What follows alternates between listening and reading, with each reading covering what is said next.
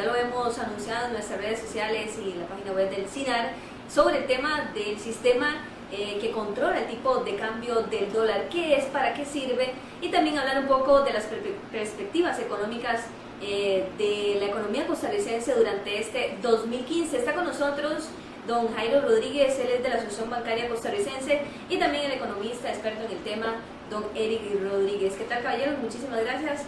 Bueno, un poco para hacerle entender a la gente, primero que todo, caballeros, iniciando, ¿qué es un sistema para controlar un tipo de cambio de dólar y qué tan esencial es para una economía o para cualquier economía? ¿Qué tal? Buenas tardes. Bueno, muy buenas tardes. Primero, muchas gracias por la invitación a este canal. Creo que tendremos aquí bastante que hablar sobre el tipo de cambio, puesto que es del plan monetario que estableció el Banco Central quizás uno de los elementos clave que quiso definir los señores de la Junta Directiva del Banco Central. Un gusto estar acá nuevamente con ustedes, compartiendo y recordando algunos años atrás donde nos encontramos Jairo y yo, y nos volvemos a ver aquí precisamente. ¿Conocidos? Sí, claro, de hace no diga cuántos, de algunos añillos por ahí, hace ratito que no nos veíamos. Caballeros, les mencionaba explicar a la gente de modo sencillo, dejando un poco de lado tecnicismo, ¿verdad?, que se acostumbra en el tema de economía, ¿qué es un sistema para controlar el tipo de cambio del dólar? Tal vez muchos que nos pueden estar escuchando, viendo, no tienen un conocimiento amplio de eso. ¿Qué es básicamente? El Banco Central define principalmente tres precios administrativos o a controlar dentro de su esquema de trabajo de todos los años. El Banco Central administra o controla la inflación como la principal variable dentro de sus objetivos institucionales o del año. La segunda variable que controla normalmente o administra son las tasas de interés, y la tercera, el tipo de cambio. La inflación es una resultante usual de lo que le puede ocurrir a las demás variables. Entonces, Banco Central lo que hace es administrar o tasas de interés o tipo de cambio o ambas bajo distintas estrategias. En el caso del tipo de cambio, lo que hace es definir un modelo o una pauta bajo la cual quiere que ese tipo de cambio se comporte. Vamos a ver, podría ser que yo lo deje suelto y que simplemente el tipo de cambio se mueva con la interacción de los que compran y los que venden, o yo podría estar participando más activamente y definiendo una estrategia de dónde yo más o menos lo quiero o hacia dónde quisiera que vaya. Bueno, hemos pasado en los últimos 30 años por distintos modelos de tipo de cambio. Desde los 80s, 90s, nosotros tuvimos las mini devaluaciones. Ese era un modelo de tipo de cambio y el Banco Central ahí era un interventor permanente. El Banco Central decía, yo les garantizo el tipo de cambio de todos los días y ustedes van a saber cuál es la pauta y van a tener claramente todos los días conocimiento de para dónde va y cuál va a ser el tipo de cambio de mañana o del próximo mes. Terminamos el modelo de mini devaluaciones y el Banco Central dijo, ok, ahora sí vamos a pasar a el siguiente modelo que nos permita una mayor madurez del proceso y que nos suavice a nosotros la tarea. Ese fue el esquema de bandas, lo adoptamos en el 2006 y en ese esquema teníamos un piso y un techo de interacción para el Banco Central. Entonces lo que el Banco Central dijo fue, yo les garantizo que no voy a dejar ni que el tipo de cambio baje más allá de ese piso o que suba más allá de ese techo. Entonces yo les garantizo que intervendré en los extremos y me dejaré la posibilidad de intervenir cuando el tipo de cambio ande en el medio de ellos dos a discreción. Tuvimos 8 años de ese modelo y bueno, ahora lo que nos dice es, ya hemos madurado relativamente bien este modelo, ya la economía ha asimilado lo que significa estar con este concepto de tipo de cambio un poco más liberal, más libre. Vamos a pasar a la siguiente etapa. Vamos a quitar ese piso y ese techo que teníamos antes y ahora ya no hay piso y no hay techo. Entonces la siguiente pregunta es, bueno, ¿qué va a hacer el Banco Central si ya no hay piso y ya no hay techo? Entonces Banco Central lo que definió fue un esquema relativamente administrado, una flotación administrada. La palabra flotación viene de que podría moverse libremente, flotar, administrado porque el Banco Central va a estar participando activamente en función de su estrategia interna de hacia dónde quiere que el tipo de cambio se mueva o si desea o no que el tipo de cambio se mueva. En su definición de este nuevo esquema lo que ha dicho es: yo voy a estar participando cuando vea variaciones abruptas o violentas. En otras palabras, si el tipo de cambio se mueve mucho, el Banco Central va a participar y decir: no, yo voy a tratar de controlarlo para que no tenga esas variaciones violentas y que la gente no se asuste. Pues va a estar relativamente activo en el mercado, va a dejar que la oferta y la demanda, los que llevan dólares o los que compran dólares, interactúen y que con base en ellos se define el precio de ese mercado. Pero el Banco Central también va a estar apoyando o dirigiendo el rumbo que quiere de ese tipo de cambio. ¿Por qué debe haber un sistema para establecer, controlar el tipo de cambio del dólar? Y la medida se implementó, este nuevo sistema del Banco Central se implementó el lunes. ¿Ha habido algún cambio significativo del precio del dólar desde este lunes? ¿O al menos intervino el Banco Central? Para complementar un poquito lo que decía Jairo, nosotros pasamos de un régimen cambiario de mini-evaluaciones que era muy rígido precisamente, donde las autoridades tenían la potestad precisamente de fijar el tipo de cambio y lo que hacían era devaluarlo aproximadamente 35 céntimos diarios. Pasamos en el 2006 a un sistema de bandas que algunos le llamaron microbandas y que era un sistema de transición. Sabíamos que este sistema iba a ser un sistema de transición. A mi gusto la transición fue muy prolongada, estamos hablando de 8 años de tener el régimen de bandas y prácticamente ya las bandas no estaban cumpliendo ninguna función. O sea, las bandas se comportan, para ponerlo en algún ejemplo, como los rodines de una bicicleta, en el sentido de darle un equilibrio mientras la persona aprende a andar en bicicleta. Don Eli y don Jairo, ¿conviene más a una economía costarricense que tiene su moneda nacional, etcétera, que el tipo de cambio esté estable o que varíe? Usted mencionaba, don Jairo, que pues, estará un poco más a la libre. Entonces, ¿conviene que esté estable o no? Y pregunta a otro usuario en nuestro chat: ¿este cambio beneficia o perjudica a nuestra moneda nacional? Estas dos consultas. Permítame reforzar o insistir en un argumento que es muy importante que me indicó ahorita don Eric, que es el tema del costo de los créditos, y voy a reforzar el tema puesto que soy banquero, y es una de las variables que más me impacta positivo o negativamente, al igual que a todos los clientes que piden créditos en dólares. En efecto, lo que el Banco Central en el mediano plazo quiere es que la gente que genera colones en sus ingresos endeude colones, porque resulta que hay una proporción bastante importante de clientes que generan colones pero se endeudan en dólares. ¿Por qué? Porque obviamente existe un incentivo bastante alto a generar créditos en dólares que salen un poco más baratos. Entonces, dada esa coyuntura, el Banco Central lo que está diciendo es: señores, yo quiero reducir ese nivel de dolarización que tiene la economía. Yo quiero que la gente se endeude más en colones. Y una medida que planteó en esa línea entonces es tasar o agregarle un encaje mínimo legal, que es llamémoslo un cuasi impuesto. No es un impuesto, es una reducción del monto que el banco finalmente obtendría sobre el endeudamiento que tengan esos bancos en el exterior. Entonces, si yo pido $100 en el exterior a una institución financiera del extranjero, cuando yo recibo esos $100 me dice el Banco Central: deme 15. Nos encaja un 15% de esos recursos. Entonces yo pido 100, pero me llegan solo 85. Al final de cuentas, lo que quiere decir es que entonces el costo de esos recursos para el banco va a ser un poco mayor de lo que había sido originalmente. Si el costo de los fondos es mayor, implica entonces que los créditos naturalmente saldrían a una tasa mayor, puesto que yo tendría que hacer cierto traslado de ese costo. La cantidad, los créditos que se generan en dólares, naturalmente una muy buena parte tienen que financiarse en el exterior. Entonces, eso implica que en el mediano plazo definitivamente estaríamos viendo que los créditos en dólares bajo esta medida, empezarían a subir su costo. Los nuevos créditos.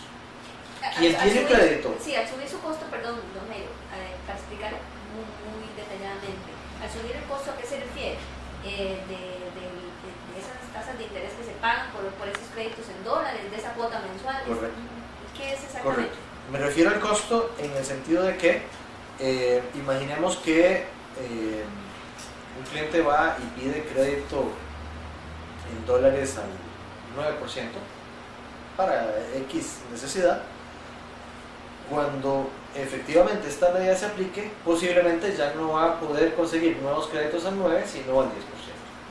Entonces, la tasa de interés que los bancos van a poder ofrecer para financiamiento en créditos en dólares ya no podría ser la misma porque su costo de fondos se estaría elevando.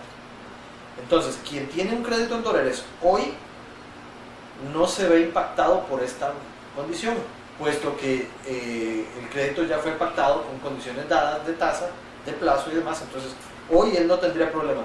Pero si va a pedir un nuevo crédito en el futuro, ese crédito posiblemente iría más caro. Ahora, ¿cómo se traslada eso para efectos prácticos para un cliente? Una cuota más alta. Ese es un tema importante a visualizar.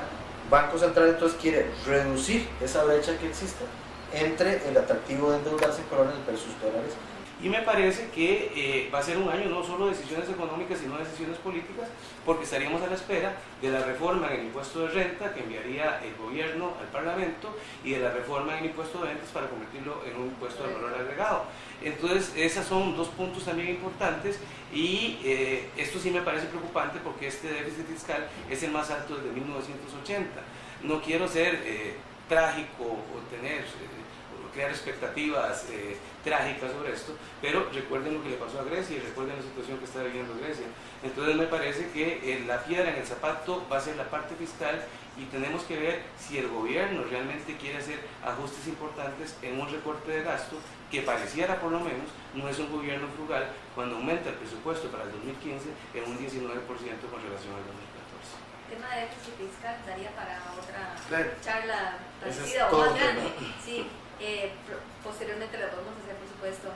Lástima que no podamos detallar en ese tema. Tengo dos consultas. Una de ellas dice cómo afecta ese tipo de cambio a las empresas, a la inversión de empresas extranjeras. Me imagino que se refiere obviamente al sistema de cambio para fijar el tipo del dólar. Y quiere saber por qué en los últimos meses han estado migrando a otros países observando operaciones. Esa es la primera consulta que nos hacen. Y la segunda es ¿a qué se debe que la gasolina tenga tantas rebajas en los últimos días? ¿Se debe esto al cambio de bandas? Dice uno de los usuarios en nuestro chat. La segunda es muy fácil. No tiene que ver con el tema de bandas. Eso es bastante fácil de responder. Tiene que ver con una reducción en el precio internacional del petróleo que ha estado en niveles extraordinariamente bajos, cercanos a los $45. Entonces ese es el tema y no tiene que ver absolutamente nada con el tipo de cambio. La segunda, que tiene que ver con las empresas, ahí esta sí es un poquito más compleja porque aborda ya varias aristas. La primera es que para la atracción de empresas requerimos una serie de elementos que hagan a la economía interesante. Ya nosotros hemos desarrollado un elemento de personal técnico, personal especializado que ellas puedan contratar para hacer sus operaciones. En eso hemos trabajado mucho, pero hay también otros temas que a las empresas les afecta y que en determinado momento puede que no les parezca tan interesante respecto a otras economías. Estoy hablando del tema de infraestructura, donde Costa Rica tiene una tarea pendiente y no hay que olvidar que nuestros puertos no son lo mejor del mundo. Ahí tenemos propuestas para desarrollar un puerto en Limón que nos vendría a solventar mucho eso, pero en la situación actual tenemos una deuda pendiente. El tema de carreteras también es un tema de nunca acabar y requiere un mantenimiento permanente. A las empresas también les impacta en sus costos de transporte. El otro tema es los costos de insumos tales como electricidad, y la electricidad les impacta. definitivamente. Entonces ahí hay también todo un proyecto país de cómo desarrollar elementos de generación adicional de energía a bajo costo para que las empresas que tienen alta demanda de energía pues les resulte barato trabajar en el país. Entonces hay una serie de elementos. Otro elemento es el tema de tramitología. Costa Rica todavía es bastante, le falta mucha mejora en el tema de tramitología respecto a otros países donde la tramitología es bastante expedita. Bueno, ahí tenemos una oportunidad de mejora enorme. Entonces, el tema de las empresas no es fácil de abordar puesto que tiene muchas aristas que gestionar y que entonces debe ser abordado ya desde toda una plataforma estratégica de parte del gobierno y de cómo va a establecer elementos que conviertan al país en lo que hemos tenido durante muchos años, que es un país atractivo para atracción de empresas que nos permitan generar más empleo. Contestando también, o parte de la pregunta que decía es si el cambio del sistema para controlar el tipo de cambio del dólar pues afectaría la inversión de las empresas, señala el usuario. ¿Qué podemos decir? Mire, dos cosas, tal y como yo lo había planteado. Nosotros tenemos un año prácticamente de tener una flotación administrada de facto. Lo único que lo hicieron fue oficializar lo que ya venía dándose durante aproximadamente todo un año. Desde la perspectiva que un tipo de cambio más estable, pues si yo soy inversionista, a mí me gusta la estabilidad. La volatilidad a mí me preocupa como inversionista. Entonces, desde esa perspectiva, pues podríamos dar un asunto de seguridad. Lo otro es qué tanto el gobierno va a invertir precisamente en este país, porque tenemos la posibilidad de la carretera San José-San Ramón, el puerto de Limón, ¿verdad? Y entonces a mí me parece que el gobierno podría generar una inversión importante y podría generar un crecimiento económico desde la perspectiva del gobierno contando con los recursos. Aunado a ello, recuerden que ya se publicó la reforma que se hizo a la ley de expropiaciones, en la cual ahora va a ser mucho más expedito expropiar de lo que era anteriormente, y eso va a ayudar a que algunos proyectos pues se den. Y comparto todo lo que decía Jairo, y yo le agregaría algo más. El otro tema que en este país tenemos que discutir es la inseguridad jurídica. La inseguridad jurídica aleja a las empresas. Entonces, cuando usted ve casos como el puerto de Limón, precisamente, que la empresa ha tenido que pasar un viacrucis jurídico para poder construirlo, y dicen que en menos de un mes empiezan. Sí. Yo no sé, esperaría que sí, por salud de este país, pero aquí puede pasar cualquier cosa cuando alguna gente que está muy acomodada, disfrutando de las bollerías que le da una convención colectiva, pues presenta toda clase de recursos y tecnicismos legales precisamente para que este tipo de obras no se desarrollen. Y entonces esta inseguridad jurídica sí aleja a la inversión extranjera, y eso sí es preocupante, y yo diría que es un tema pues, también para otro día, sí, pero sí es preocupante de que ya es hora de entrarle a este tipo de situaciones, porque no puede ser que aquí no haya una certeza exactamente de por dónde llevamos las cosas legalmente. Para cerrar, les incorporo una pregunta, bueno, no estaba planteada, pero ahora que lo mencionaron, quisiera saber el criterio de ambos. El proyecto de impuesto de ventas para pasar a un impuesto de valor agregado. La gente le pregunta a uno en la calle o le dice, mira, vos como periodista podés hacer una nota diciendo si nos va a afectar o no al costarricense normal que hace sus compras, etcétera. ¿Un cambio de estos? Mire, yo lo primero que veo es que es importante hacer una reforma fiscal, no solo desde la perspectiva de recaudación, porque aquí cuando hablamos de reforma fiscal lo que buscamos es solventar el hueco fiscal que está enfrentando este gobierno. Desde la perspectiva también de redistribución de riqueza es muy importante, ¿cómo se llama? Precisamente hacer una reforma fiscal. Si hablamos de pasar del impuesto de ventas al IVA, lo que nos falta es muy poquito, y uno de esos cambios es gravar servicios. A nadie le gusta pagar impuestos. Si en Estados Unidos dicen que la gente prefiere ir al dentista, yo no sé quién le gustaría ir al dentista, no hace casi que por necesidad, pero que la gente prefiere ir al dentista que pagar impuestos. A nadie le va a gustar pagar impuestos. Pero en una economía como la actual, donde aproximadamente el 60% de la producción nacional son servicios, entonces no podemos dejar los servicios sin pagar, y esa es una parte también importante. Lo otro que habría que entrarle es saber las exoneraciones en este impuesto de ventas, que pasaría un IVA, de qué se va a tocar y qué no se va a tocar. Y obviamente que a mí sí me parece importante que se pase un IVA.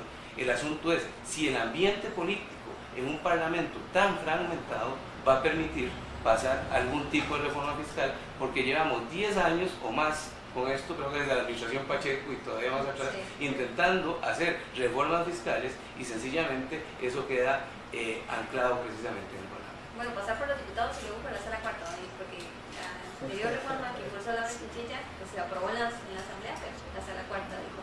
Y esperemos que ahora que están de moda los vetos, no llegue alguien por ahí y le ponga un Sí. veto también, ¿no? Yo quisiera complementar los comentarios de Eric